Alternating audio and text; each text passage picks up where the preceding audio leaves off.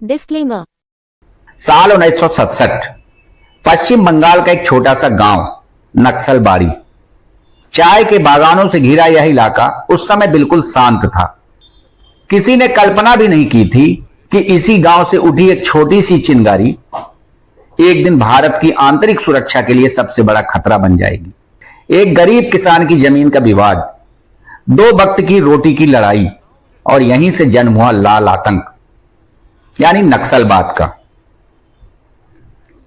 आज दशकों बाद चारू मजूमदार, कानू सान्याल और जंगल संथाल जैसे नेता इस दुनिया में नहीं। नक्सलबाड़ी की हिंसा भी लगभग शांत हो चुकी है। लेकिन हैरानी की बात यह है कि आज भी नक्सलबाड़ी और उसके आसपास भारतीय सेना की यूनिट, बागडोगरा एयरफोर्स बेस और सीआरपीएफ की तैनाती लगातार बनी हुई। आखिर क्यों? क्या है नक्सलबाड़ी के जन्म, उसके खूनी दौर और उसके पतन की पूरी कहानी? आइए जानते हैं। चारू मजूमदार ने नारा दिया, सत्ता बंदूक की नोक से नहीं निकलती। शुरुआत में आंदोलन गरीब किसानों और आदिवासियों के अधिकारों की बात करता था, लेकिन धीरे धीरे माओवादी विचारधारा हावी होती गई और आंदोलन हिंसक बनता चला गया। देखते ही देखते यह आग पश्चिम बंगाल से निकलकर आंध्र प्रदेश, उड़ीसा, झारखंड, बिहार और छत्तीसगढ़ के जंगलों तक फैल गई। देश के नक्शे पर एक नया शब्द उभरा, रेड कॉरिडोर। एक समय ऐसा आया जब देश के लगभग 180 जिले नक्सली प्रभाव में थे। इन इलाकों में संविधान से ज्यादा नक्सलियों की जन अदालतों का डर चलता था। पट्टे बांटने के बात हो, चाहे लड़ाई झगड़े उनको निपटारा करने की बात हो, उनके कहे अनुसार ही कोई भी निराकरण होता है, कुछ भी काम होता है। तो जो उनका जो प्रभाव वाला क्षेत्र है, उन क्षेत्रों में तो उनका चलता है। जैसे जैसे ताकत बढ़ी वैसे वैसे हमले भी और खूंखार होते गए। भारत के इतिहास के काला दिन, छत्तीसगढ़ के दंतेवाड़ा जिले के ताड़मेटला जंगल। सीआरपीएफ के जवान नियमित सर्च ऑपरेशन पर निकले थे। उन्हें अंदाजा नहीं था कि मौत उनका इंतजार कर रही है। पीएलजीए के सैकड़ों माओवादी लड़ाकों ने घात लगाकर हमला किया। चारों तरफ से गोलियां बरसी और इस भीषण एम्बुश में 76 जवान शहीद हो गए। पूरा देश स्तब्ध रह गया। यह साफ हो गया कि नक्सली अब केवल विद्रोही नहीं रहे, वे एक संगठित गुरिल्ला सेना की तरह काम कर रहे थे। इन हमलों के पीछे जिस नाम की सबसे ज्यादा चर्चा होती थी वह था माड़वी हिड़मा, बस्तर का सबसे वांटेड नक्सली कमांडर। नक्सलियों की सबसे चर्चित वारदात हुई 25 मई 2013 को। स्थान था झीरम घाटी। छत्तीसगढ़ कांग्रेस की परिवर्तन यात्रा का काफिला गुजर रहा था। अचानक एक शक्तिशाली आईईडी का धमाका हुआ और फिर शुरू हो गई गोलियों की बारिश। करीब 250 हथियारबंद नक्सलियों ने पूरे काफिले को घेर लिया। लेकिन इस हमले में एक बात बेहद अलग थी।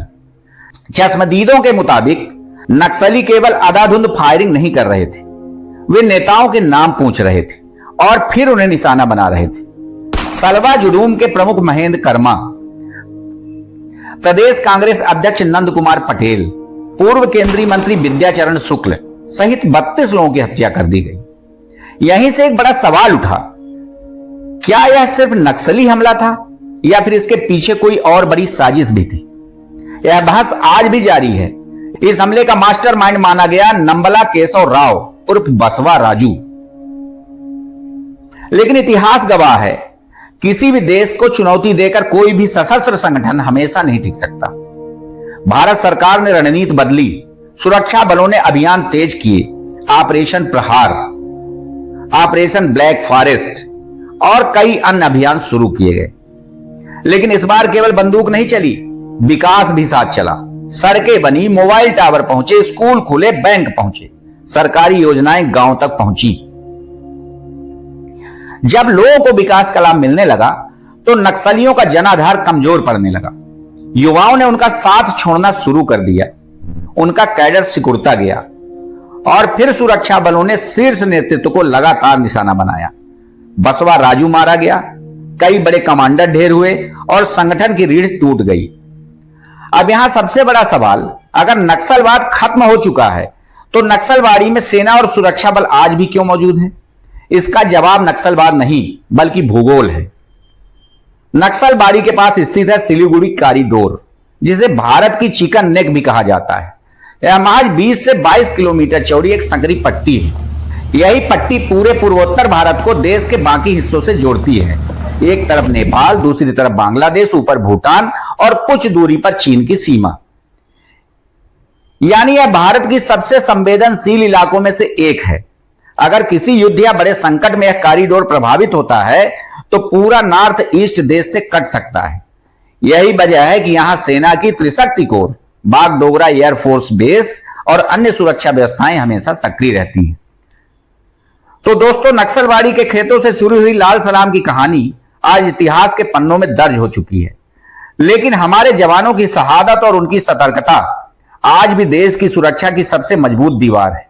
आप क्या सोचते हैं? क्या विकास और सुरक्षा बलों की संयुक्त रणनीति ने नक्सलवाद को हमेशा के लिए खत्म कर दिया है, या फिर अभी खतरा पूरी तरह टला नहीं है? अपनी राय कमेंट बॉक्स में जरूर लिखिएगा।